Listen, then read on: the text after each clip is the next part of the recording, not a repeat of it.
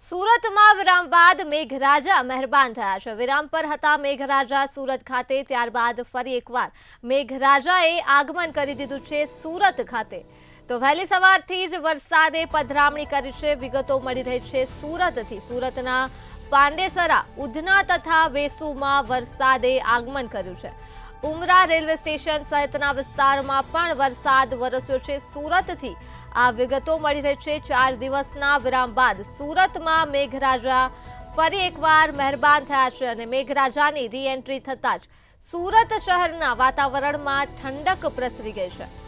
તો વિરામ પર હતા મેઘરાજા અને વિરામ બાદ સુરતમાં મેઘરાજાએ પધરામણી કરી છે।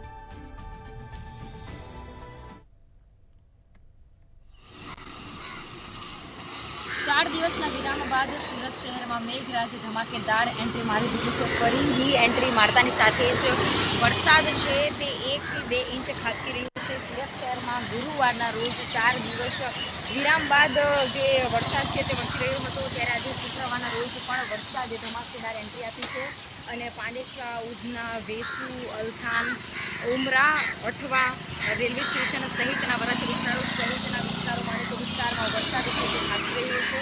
અને જણાવી દઉં કે 2 ઇંચ વરસાદ સુરત શહેરમાં હાલ નોંધાઈ રહ્યો છે અને વરસાદની સવારથી જ એન્ટ્રી મારતાની સાથે જ સ્કૂલે જતા વાલીઓ તથા વિદ્યાર્થીઓને પણ હાલાકીનો સામનો કરવો પડ્યો હતો અને આવતા જતા લોકોને પણ નોકરીએ જતા ટાઈમ જે છે તે ખોરવાયો હતો અને વરસાદ આવતાની સાથે જ સુરત શહેરમાં ઠંડક પ્રસરી હતી। 4 દિવસના બફારા વચ્ચે વરસાદે એન્ટ્રી મારતા સુરત શહેરના અનેકો વિસ્તારમાં વરસાદ પડતાની સાથે લોકોમાં રાહત જોવા મળી રહી છે।